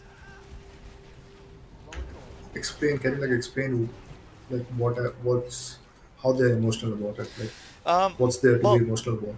Well, most people in general are very emotionally driven. Most people are not. Most people are not. I don't know how to describe it without. Pragmatic. They're not pragmatic. Exactly. They're very. They involve themselves in a way that. They involve, like, they'll create a narrative in their head that involves them, when if they just thought about it, like I said, dispassionately, there wouldn't be any issues. Am I making sense? So it's like okay, for example, you go somewhere and someone charges you. Okay, so here's an example. Let's say you take your car to a service shop, and the service shop says you need XYZ done on your car. Sometimes, this is going to sound crazy, but some people will get offended by that, and the reason they're getting offended is because they're in their mind they create a fiction that says, oh, you need this you're saying I need this service because you're saying I'm not good at what I'm not good or whatever. Like, I can't maintain my car. You don't think I'm good enough to maintain my vehicle, and you think I'm like this happens to women especially, where you'll say, oh, your car needs this, and they'll say, oh, well, you're just saying that because I'm a woman, and you don't think I understand. It's like, no, your vehicle just needs this service or whatever, and that happens all the time. And that's not just with women, that's everyone. Everyone's like that to some degree. And so I've read somewhere that women are like purely driven by their emotions, like they are not rational actors in any way. well, I mean, yeah, sure, women tend to be more emotional and less rational. Oh, motherfucker, I'm all the way back here. Alright, I'm getting the tank again. But that's how it is, and that's why a lot of people, and that's why I was so good at it, when we would do, so for example, in one of my classes we talked about, it was econ, and I think it was the best class to describe econ, because everyone just thinks econ is about, they think it's about money and finance, and actually that's like maybe a quarter of what econ is about. But like, so we did a class on environmental policy, and the point of environmental policy is like, you have to balance the amount of pollution that exists in the world with economic growth. You can't just have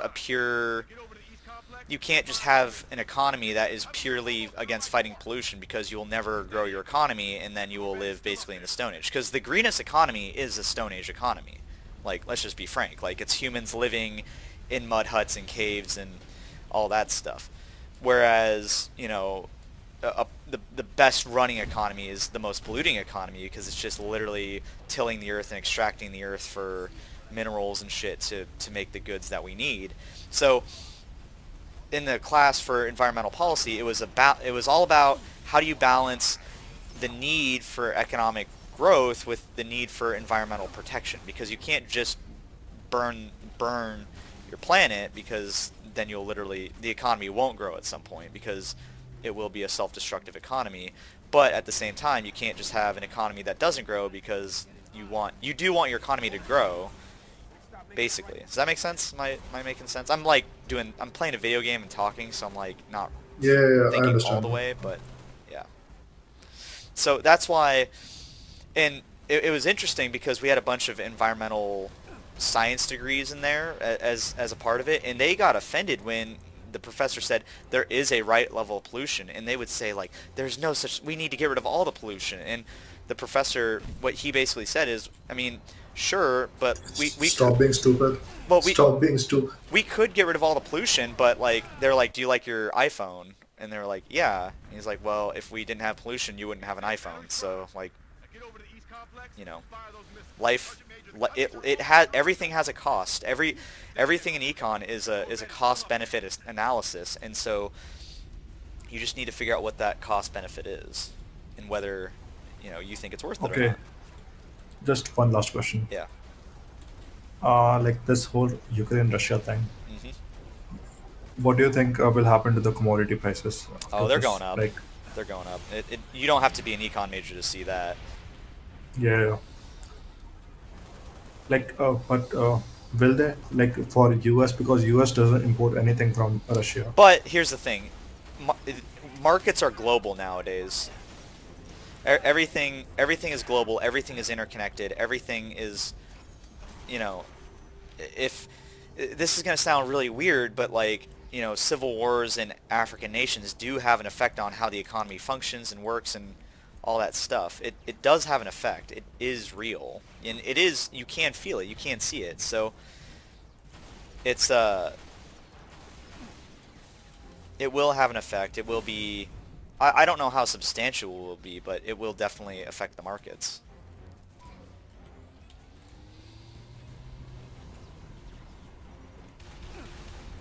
So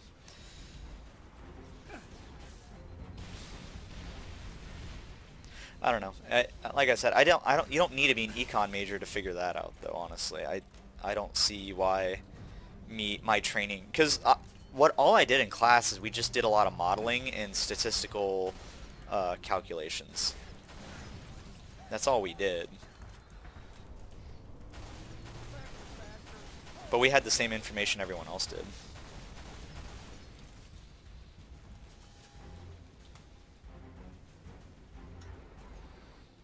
Yeah, it's I mean, the economy is going to be pretty shit anyways because the lockdowns have so thoroughly destroyed the supply chain that there's just no way shit's going to recover quickly. It's going to be a long time. Like, okay, so when they were like, oh, it's going to be 2 weeks to slow the spread and we just need to shut down the economy except for quote-unquote essential workers, the problem is that everything in the economy, like, it functions because the economy was basically moving goods to where they need to be, and they were moving them in time and stuff. Like, a lot of our economics is based on in-time delivery, or in-time fulfillment of goods or services or whatever.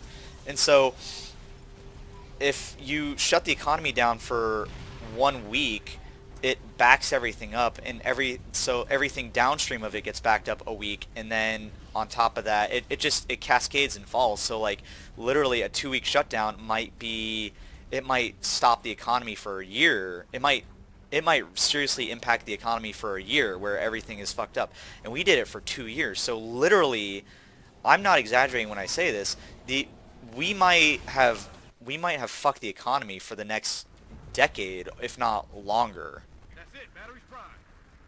Like, shit might be seriously fucked for the next year, or next 10 years, maybe 20. It's really hard to tell. And I'm not over-exaggerating when I say this. Like, the Great Depression, like, people say, oh, World War II stopped the Great Depression. No, it didn't. World War II just made it look like it because we calculate economic growth on GDP, which is kind of a really shitty way of doing it because, for example, China frickin' they falsify their GDP by building lots of bullshit projects, and they make it look like their economy is bigger than it really is.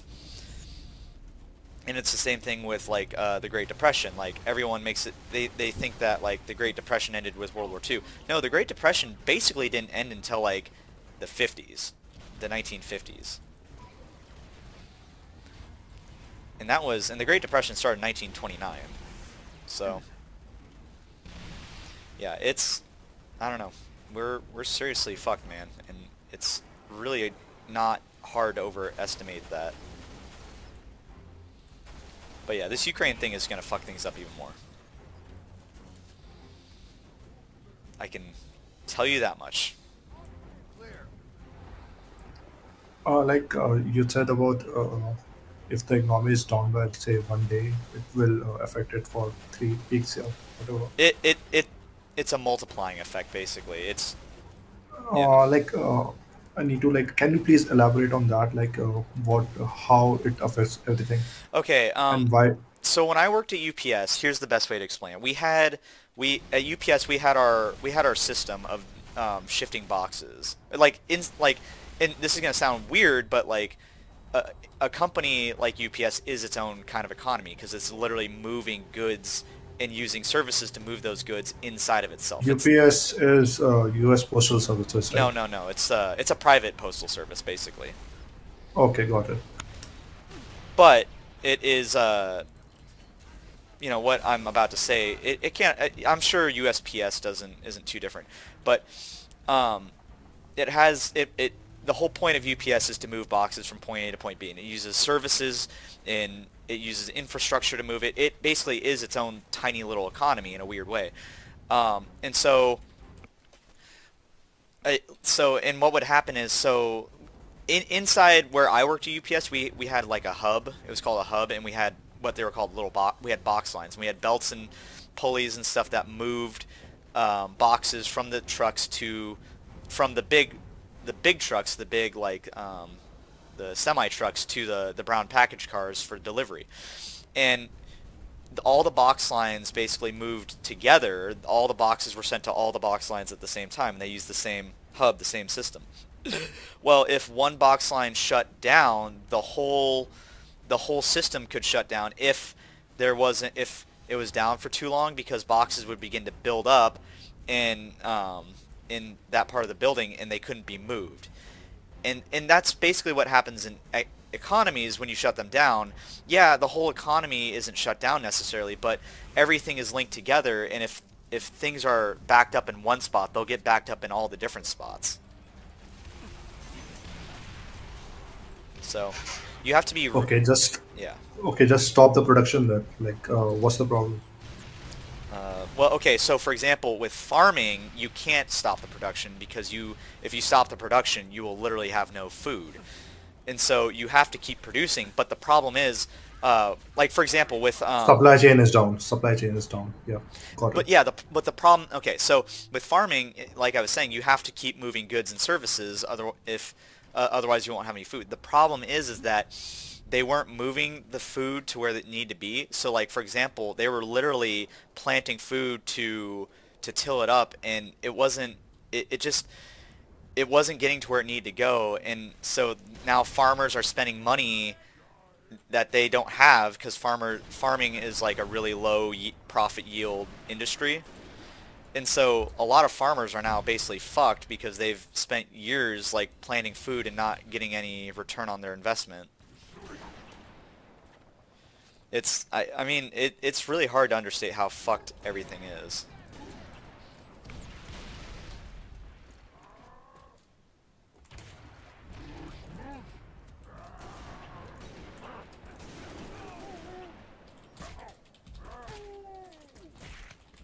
God damn it. I'm all the way back here, fuck. I'm getting frustrated. Get over to the east complex and fire those missiles. Sergeant Major, the Coveys are almost through my door. Steady, Echo 3. That Corvette is still up there.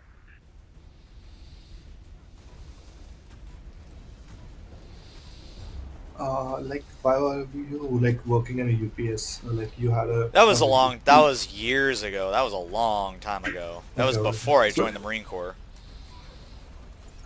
Wait, what? You were a Marine? Yep. Holy shit. Yeah, I'm a man of many surprises.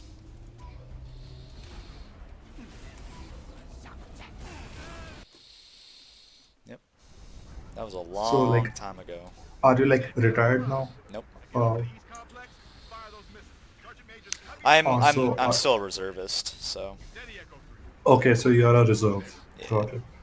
That's why when they're like, "Oh, are we going to war?" I'm like, "No," because I haven't been frickin' called.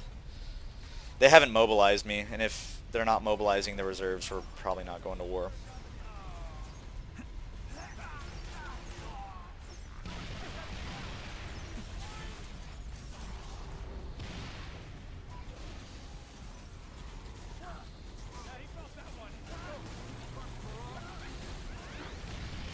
God damn it. I'll let you know when we're going to war, though. You'll be the first one to call. I'll call. Sure. Don't nuke India, though. Please. Huh?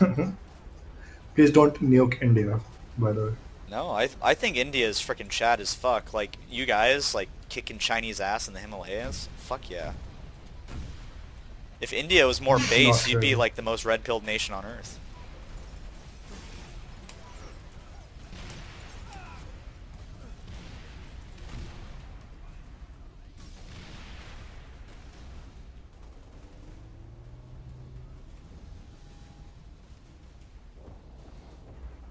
So what do you do as a Marine? Like, what's your job? Oh, I'm a radar operator.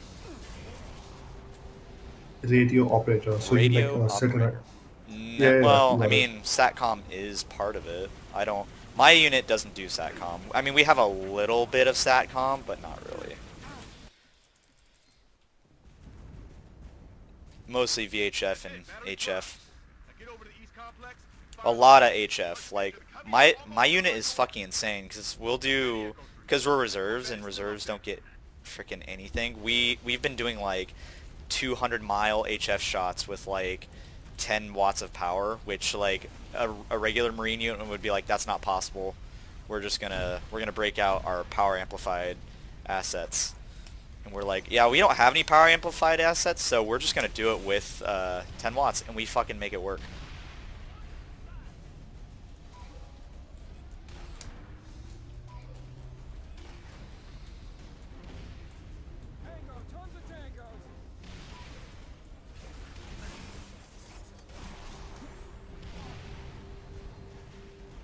Yeah. So like, oh, sorry. do the reserves get paid regularly or get salary regularly or no? What? Salary? Yeah, every month we get our pay. Dude, that's crazy. That's the best thing ever. You don't have to do shit. You get paid every month. I mean, I have to go in. I have to go do shit. Like, I'm not just sitting on my butt. Like, I'm working, but yeah, we get pay. We get money. It's not much. It's not. I mean, I'm not getting like full military pay for like 1 day's worth of work. No, fuck that. Although I used my econ calculations, and reservists per capita get paid more per hour than fucking active duty guys do. Then it's good. Yeah. It's fucking funny.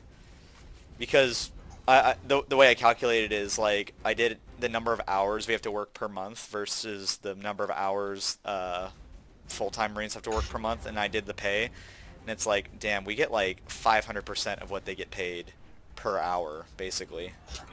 What's your what's the hourly rate? I forget what it was, but for like a 2-day drill, you'll get like at my rank, you'll get like $300, and a active duty corporal for they get paid by every 2 weeks. They'll get like $1,000 or something. So it's like you can see how freaking insane that is. Like, I don't even have to. $1,000 for 2 weeks? Yeah.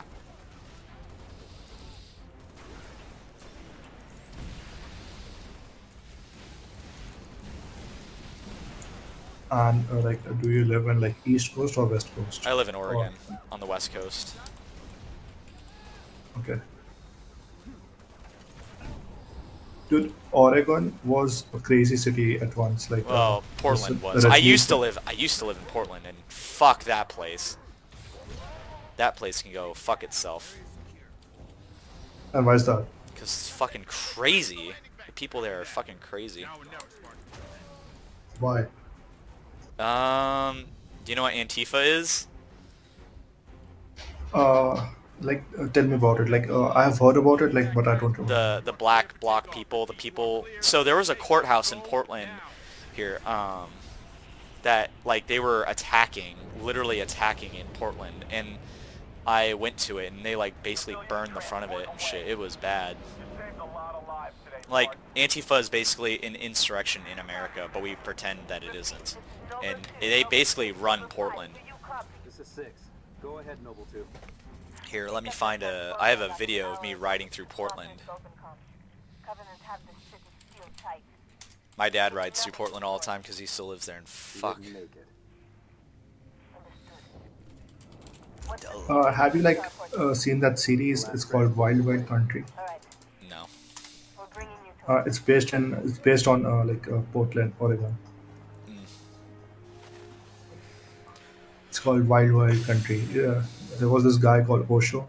Well, okay, right around Portland. Here, I'll get a couple Portland videos up.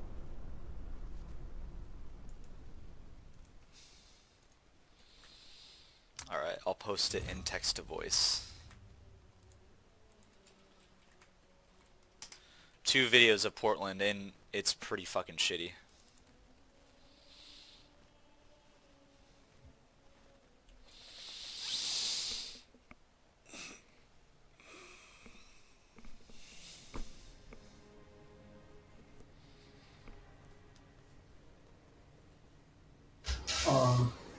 Is your dad sitting behind you?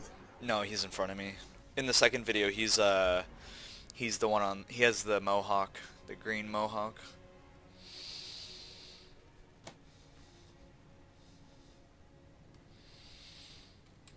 One sec.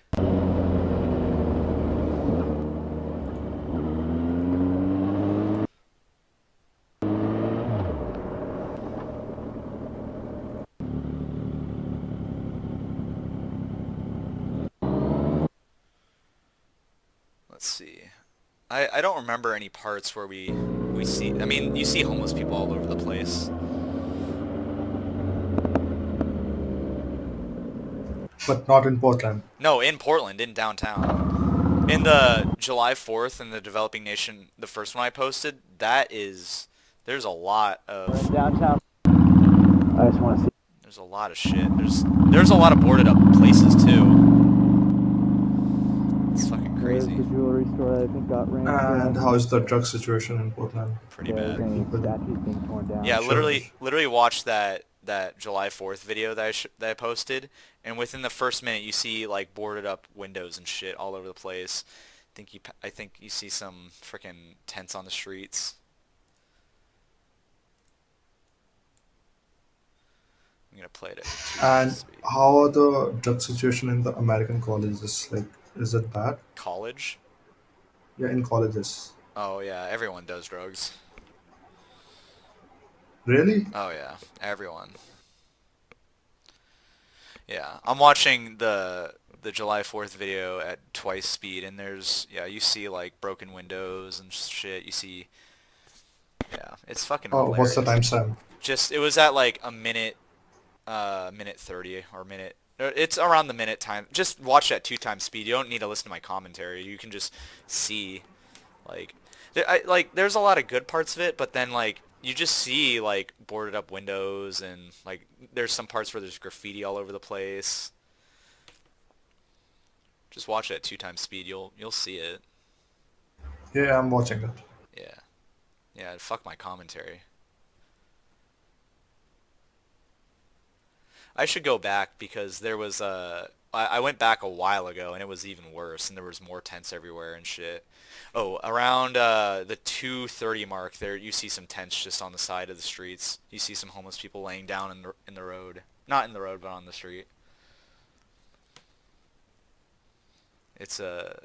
Portland is definitely a developing nation. Yeah, at the 3-minute mark, I hit Pioneer Courthouse Square, which is like a big mall in downtown Portland, and it's just all fucking boarded up. Who joined? Who is this? Who joined? He left. I was on my motorcycle too. There's also a part where there's an elk statue that they tore down. If you skip to who dis? It's elk. Hey, if you skip to about 26 minutes, you'll see the elk statue that it's not there anymore, but they tore it down. And they like bombed the shit out of it. It's fucking hilarious.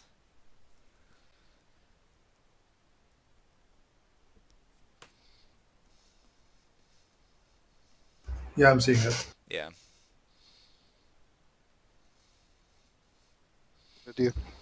We're just like city. Pretty honestly, is looking really nice. I don't see why you would hate it. No. Well, okay.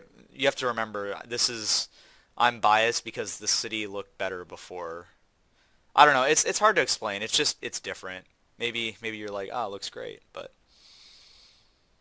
I don't know.